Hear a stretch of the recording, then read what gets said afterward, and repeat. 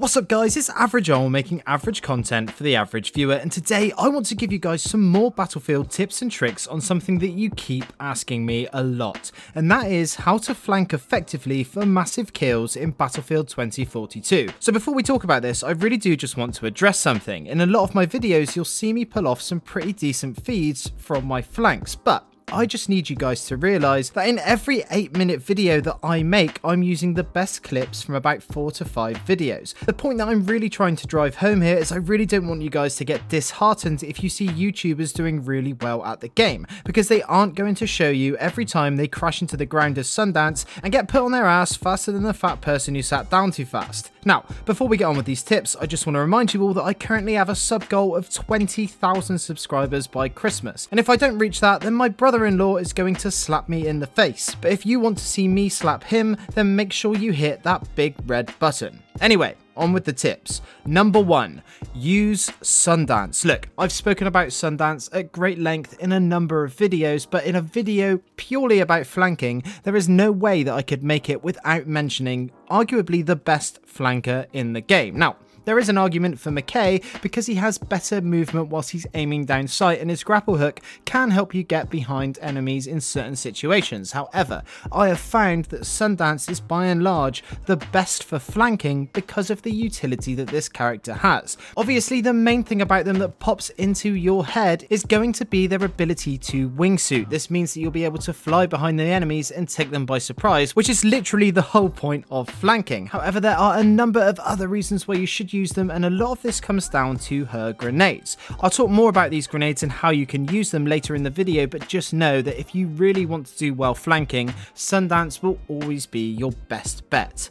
Number 2, target priority. In the clip behind, you'll notice how I am flying in, I decide where to land. There are some people further ahead, and then I notice that people are further behind. You always want to land behind the furthest person that you can see. Now, sometimes you will not spot a sniper that can see where you're landing, and you will get picked off before you're able to wipe out all of the enemies. However, your best bet is always going to be to land at the back of the pack. Now, when you do land, you need to make sure that you prioritize which targets you take out first.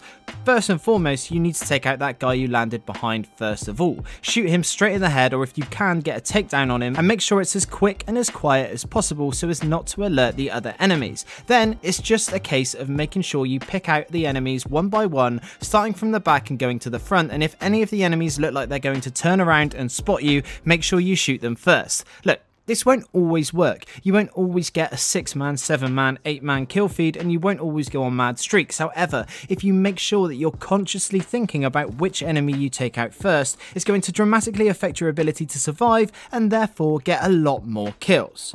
Number 3, choose the right gun. Use the PP19. Obviously not. I'm not going to give you the most obvious tip in the world. Yes, the PP19 at the moment is by far the most powerful gun in the game. However, I want you guys to steer away from that gun. It will not be the best gun in the game for long, and when DICE do eventually patch this game and make the weapon balance better, I'll guarantee you that you will regret not using other guns and getting them leveled up whilst you could. So, because of the nature of these flanks, you're always going to be taking out enemies from behind. This means that gun skill really doesn't come into it that much. I am not a great player if you 1v1 me. If you come into a 1v1 gunfight with me, 9 times out of 10, I'm not going to win that. So I like to take gunfights on my terms, and this is why I like flanking the best. What this also means though, is that you'll be able to get a number of very easy, very quick kills with pretty much any weapon in the game. For example, I have been absolutely loving the MP9. It's incredibly accurate, has a great rate of fire, and can drop enemies. The problem with it is when you start with the MP9, it only has a 20-round mag, and you need something like 270 kills before you get the 50-round drum mag, which I'm currently working towards.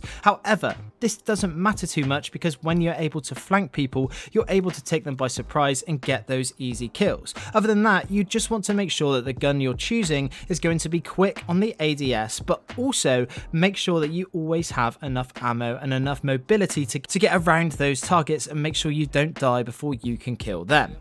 Number 3, use this power for good. Getting behind the enemy is satisfying, but also might not help your team a great deal if you are just killing snipers on a hill. Sundance also comes equipped with an EMP grenade. What I have found to be a super useful tactic is using this EMP grenade to throw it at a tank as you land. It is then unable to shoot you, meaning that you have free reign to run up on it and plant your C4 and detonate it. This is also a great way to help yourself out, because not only are you taking out the tank for the enemy team, you're starting off your kill streak by getting at least 1 to 3, maybe even 5 kills within this first blow. Then you're able to take out the infantry around it, and you'll be able to start off your streak on the right foot, and it really is important that you take these tanks out for your team.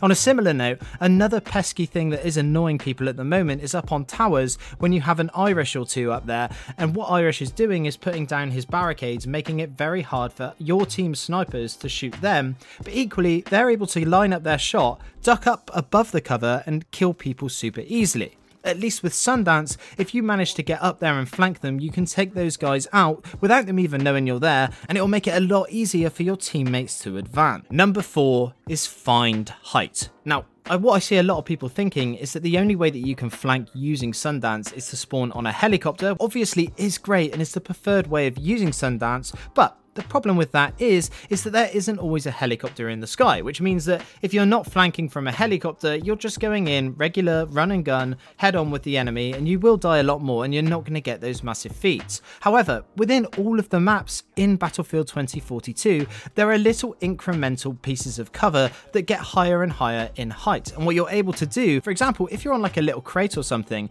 you're able to glide off of that for a short while. However, the momentum that you get from jumping off it initially does allow you to increase your elevation over a short period of time. This means that you'll be able to hop from a very small crate to eventually, after 3 or 4 jumps, right up on top to a crane that you would otherwise not be able to get on top of. Once you're there, the world is your oyster and you're pretty much jumping out of a helicopter and you can get behind any enemy. But what I don't want you to do is think that you can only use these tactics if there is a friendly helicopter or a high capture point that you are in possession of. You can literally use Sundance's wingsuit from almost any elevation, provided that there is at least a 2-meter drop below you. If you can open your wingsuit, you will be able to glide, and that means you are able to flank. You just have to be smart about which routes you take. And finally, number 5, be patient. Going for flanks won't always work, and there is a big risk versus reward aspect to this. 9 times out of 10 when I go on these flanks, I will shoot maybe 2, 3 or 4 people, and then I will get shot and I'm right back to starting again right from the beginning.